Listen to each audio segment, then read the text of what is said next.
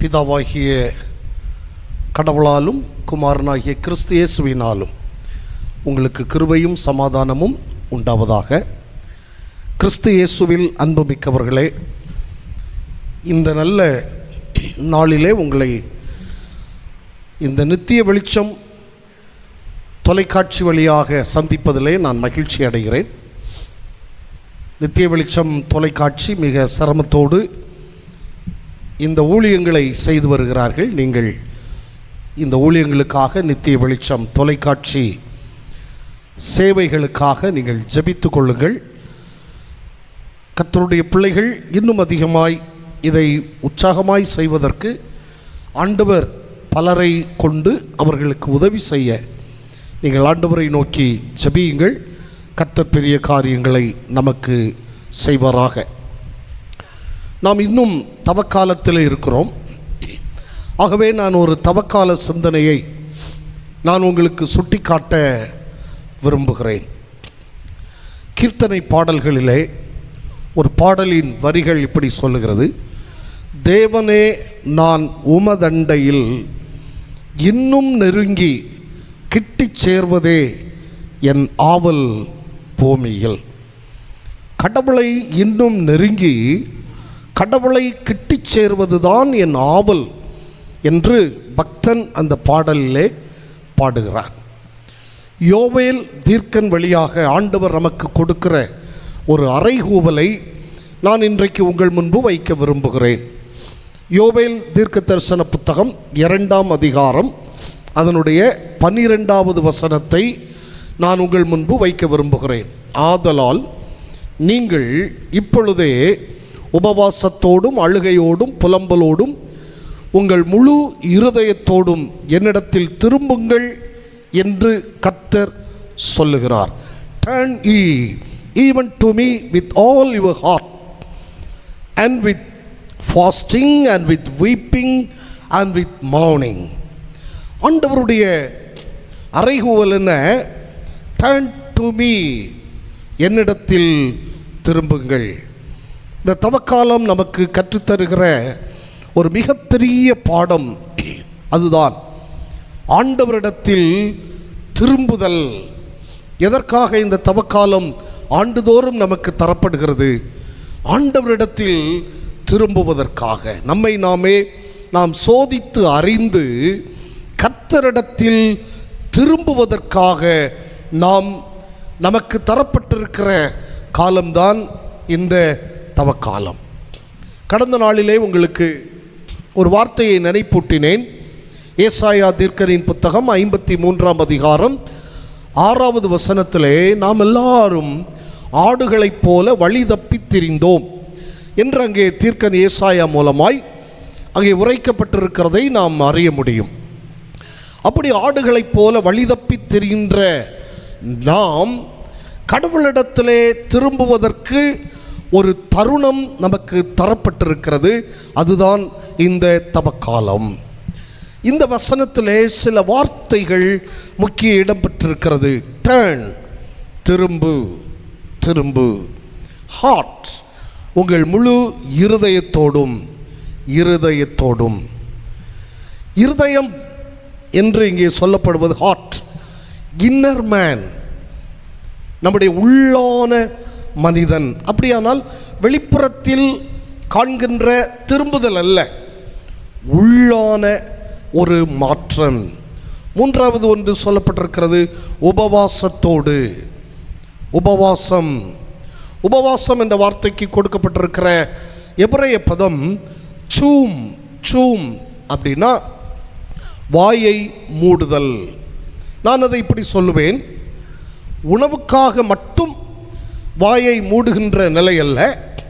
அடுத்தவரை குறித்து புரளி பேசுதல், அடுத்தவரை குறித்து வம்பிழுத்தல், புறங்கூறுதல், பகை உணர்வோடு பேசுதல், இவை எல்லாவற்றுக்கும் வாயை மூடுதல். அதான் சூம். இன்னொன்று சொல்லப்பட்டிருக்கிறது அழுகை. அழுகையோடு, வீப்பிங், வித் வீப்பிங். இன்னொன்று சொல்லப்பட்டிருக்கிறது வித் மார்னிங், புலம்பலோடு. புலம்பலோடு. எப்படி கடவுளிடத்தில் திரும்ப வேண்டுமாம்? முழு இருதயத்தோடும் திரும்ப வேண்டுமாம். அதிலும் உபவாசம், அழுகை, புலம்பல் இவை அடங்கிய ஒரு திரும்புதல் நமக்கு தேவை என்று இங்கே தீர்க்கன் யோவேல் வழியாக ஆண்டவர் நமக்கு இங்கே சொல்லுவதை நாம் கவனிக்கின்றோம். அடுத்த வசனம் சொல்லுவதை நீங்கள் கவனித்து பாருங்கள். 13வது வசனம், நீங்கள் உங்கள் வஸ்திரங்களை அல்ல உங்கள் இருதயங்களை கிழித்து உங்கள் தேவனாகிய கர்த்தரிடத்தில் திரும்புங்கள். எப்படி திரும்ப வேண்டுமாம்? நம்முடைய வஸ்திரத்தை அல்ல, நான் போட்டிருக்கிற இந்த வஸ்திரத்தை அல்ல, நம்முடைய இருதயங்களை கிழித்து. ஏனென்றால் வேதவசனம் சொல்லுகிறது, இருதயமே எல்லாவற்றை பார்க்கிலும் திருக்குள்ளதும் மகா கேடுள்ளதுமாய் இருக்கிறது என்று எரேமியா தீர்க்கன் சொல்லுவார். ஆகவே வஸ்திரங்களை அல்ல, இருதயத்தை கிழித்து ஆண்டவரிடத்திலே திரும்புங்கள் என்று ஆண்டவர் இங்கே சொல்லுவதை நாம் கவனிக்கின்றோம். Rend your heart and not your garments and turn unto the Lord your God. Rend your heart, not your garments. உங்களுடைய உடைகளை அல்ல, உங்கள் இருதயங்களை கிழித்து கடவுளிடத்திலே திரும்புங்கள். வஸ்திரங்களை கிழித்தல் துக்கம் அல்லது எச்சரிக்கையின் வெளிப்பாடாக அந்த நாட்களிலே இருந்தது. ஆகவேதான் ஆண்டவர் தீர்க்கன் யோவேல் வழியாக சொல்லும்போது சொல்லுகிறார், வஸ்திரங்களை கிழிப்பது உங்களுக்கு சர்வசாதாரணமான நிகழ்ச்சி.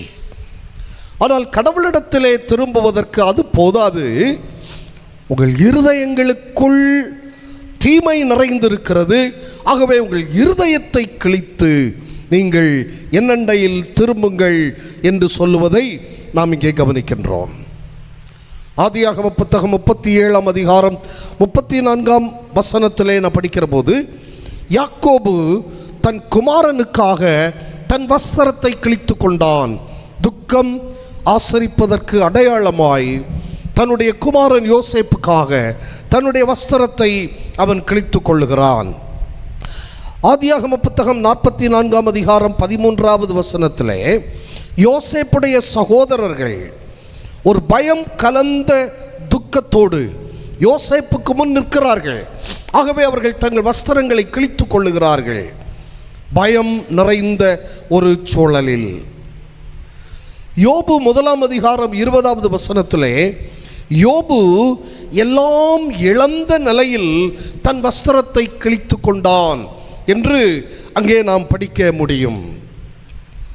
யோசுவா ஒரு பெரிய ஒரு தோல்வி, இந்த தோல்வியை கண்டு அவன் தன் வஸ்திரத்தை கிழித்து கொள்ளுகிறான். யோசுவா 7ஆம் அதிகாரம் 6வது வசனத்திலே நாம் படிக்க முடியும். ஆனால் இங்கே ஆண்டவர் சொல்லுவது வழக்கமான அந்த செயல் அல்ல, உங்கள் இருதயங்களை கிழித்து நீங்கள் என்னிடத்திலே திரும்புங்கள் என்று அவர் சொல்லுவதை நாம் இங்கே கவனிக்கிறோம்.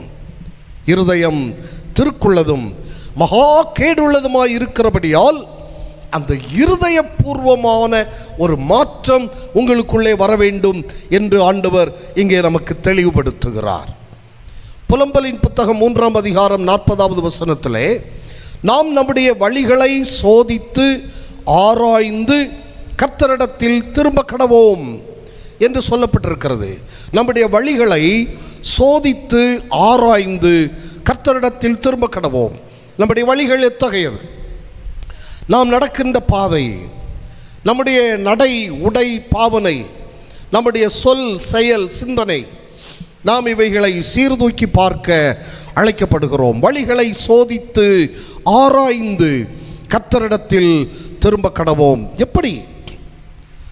இந்த வசனத்தில் அவர் சொல்கிறார், உபவாசத்தோடும் அழுகையோடும் புலம்பலோடும் கடவுளிடத்திலே திரும்புங்கள். உபவாசத்தோடு. உபவாசம் என்பது என்ன? சாப்பிடாமல் இருப்பதல்ல உபவாசம். பலர் இன்றைக்கு நினைக்கிறாங்க 2 நேரம் சாப்பிடாமல் இருந்துட்டு மூணாவது நேரம் அதுக்கெல்லாம் சேர்த்து பிடிச்சிட்டா அதுதான் சாப்பிடாமல், அதுதான் உபவாசம் என்று இன்றைக்கு கருதுகிறார்கள். காலையிலே நன்றாய் 1 கப்புக்கு 2 கப் டீ குடித்து விட்டு ஆலயம் செல்வார்கள். இந்த மத்தியானம் அந்த 1 மணி கழிந்த பிறகு இதற்கெல்லாம் சேர்த்து பிடித்து விடுதல், அது உபவாசமாகாது.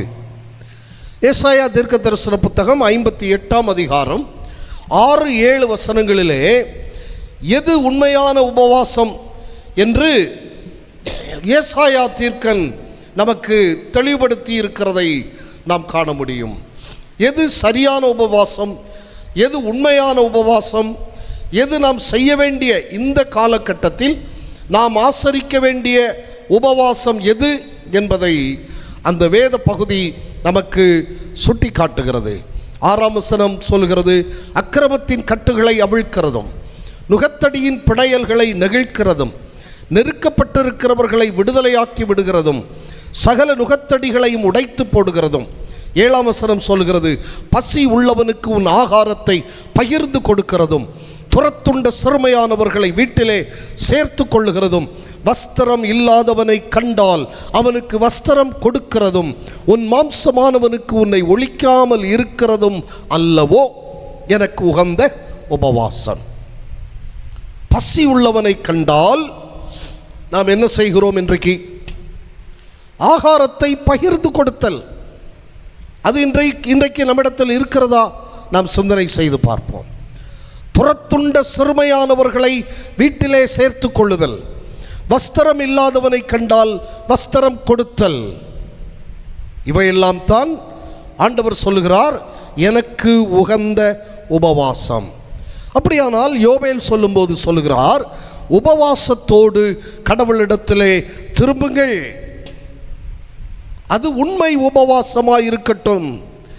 மத்தேயு 6ஆவது அதிகாரம் 16 முதல் இருக்கிற அந்த பகுதியை நீங்கள் படித்து பார்த்தால் 21 வரைக்கும், மத்தேயு 6:16 முதல் 21 வரைக்கும் இருக்கிற பகுதியிலே அங்கே ஒரு உபவாசத்தை குறித்து இயேசு சொல்லுகிறார். அவர் சொல்லும்போது சொல்லுகிறார், அது மாயமற்ற உபவாசம். மாயமற்ற, அதாவது உபவாசம் பண்ணுகிறது போல நடிக்கிறது, மாயம் பண்ணுதல், அதை ஆண்டவர் வெறுக்கிறார். அப்படியானால் ஒரு மாயமற்ற உபவாசத்தோடு கடவுளிடத்திலே திரும்ப நாம் அழைக்கப்படுகிறோம். இன்னும் சிலர் என்ன செய்வார்கள் என்றால், உபவாசம் என்று சொல்லிவிட்டு ஊரெல்லாம் சுற்றி கொண்டே இருப்பார்கள். அதுவும் உபவாசம் ஆகாது. உபவாசம் இருக்கிறோம் என்று சொன்னால் கர்த்தரின் சமூகத்திலே நாம் அமர்ந்து விட வேண்டும். ஆண்டவரின் சமூகத்திலே நாம் அமர்ந்து அவரோடு நாம் உறவாடுகின்ற ஒரு நேரம்தான் உபவாசம். ஆண்டவரின் சமூகத்திலே 15ஆம் வசனத்தை நாம் படித்தால், சீயோனிலே எக்காளம் ஊதுங்கள், பரிசுத்த உபவாச நாளை நியமியுங்கள், விசேஷித்த ஆசரிப்பை கூறுங்கள். எக்காளம் ஊதி உபவாசத்தை அறிவித்து கடவுளின் சமூகத்திலே கூடி வாருங்கள் என்று ஆண்டவர் சொல்லுவதை நாம் கவனிக்கிறோம். எனக்கு அன்பானவர்களே, இப்படி நாம் ஆண்டவரிடத்திலே நாம் திரும்பினால் நமக்கு என்ன பயன், என்ன பலன்? இந்த யோவேல் 2ஆம் அதிகாரம் 14வது வசனத்திலே சொல்லப்பட்டிருக்கிறது, ஒருவேளை அவர் திரும்பி மனஸ்தாபப்பட்டு உங்கள் தேவனாகிய கர்த்தருக்கு போஜன பலிகளையும் பான பலிகளையும் செலுத்துகிறதற்கான ஆசீர்வாதத்தை தந்தருளுவார். நீங்கள் 1ஆம் அதிகாரத்தில் படிச்சீங்கன்னா அதனுடைய 9ஆம் வசனம் சொல்கிறது, போஜன பலியும் பான பலியும் கர்த்தருடைய ஆலயத்தை விட்டு அற்றுப்போயின. 10ஆம் வசனம் சொல்கிறது, வயல்வெளி பாழாயிற்று, பூமி துக்கம் கொண்டாடுகிறது, விளைச்சல் அழிக்கப்பட்டது, புது திராட்சரசம் வற்றி போயிற்று, எண்ணெய் மாண்டு போயிற்று. ஆகவே நீங்கள் கர்த்தரிடத்தில் திரும்புங்கள், உபவாசத்தோடு, உண்மை உபவாசத்தோடு, மாயமற்ற உபவாசத்தோடு, அழுகையோடு, புலம்பலோடு கடவுளின் சமூகத்திலே வாருங்கள். அப்படியானால் ஒருவேளை ஆண்டவர் உங்கள் மீது இறங்குவார், உங்களுக்கு போஜன பலிகளையும் பான பலிகளையும் செலுத்துகிறதற்கான ஆசீர்வாதத்தை அவர் தந்தருளுவார் என்று இங்கே சொல்லுவதை நாம் கவனிக்கிறோம். எல்லாம் அழிந்து போயின, ஆகவே பலியும் இல்லை. இப்படிப்பட்ட ஒரு சூழலில் ஆண்டவர் நமக்கு தருகிற ஒரு ரெமடி என்ன தெரியுமா? கடவுளிடத்தில் திரும்புங்கள். ஐயோ, என் வாழ்க்கையில் எல்லாம் போய்விட்டது, எல்லாம் இழந்து விட்டேன், எல்லாம் எனக்கு நன்மைக்கு பதிலாய் தீமை வந்து சேர்ந்து விட்டது, நான் நிற்கதியாய் நிற்கிறேன் என்று எண்ணுகிறீர்களோ? நீங்கள் கலங்க வேண்டாம். ஆண்டவர் சொல்லுகிறார், என்னிடத்தில் திரும்புங்கள், என்னிடத்தில் திரும்புங்கள். ஒரே ஒரு வசனத்தை சொல்லி நான் முடிக்கிறேன். ஏசாயா 1:19 இப்படி சொல்லப்பட்டிருக்கிறது, நாம் மனம் பொருந்தி செவி கொடுத்தால் தேசத்தின் நன்மையை புசிக்கலாம். நீங்கள் மனம் பொருந்தி செவி கொடுத்தால் தேசத்தின் நன்மையை புசிப்பீர்கள்.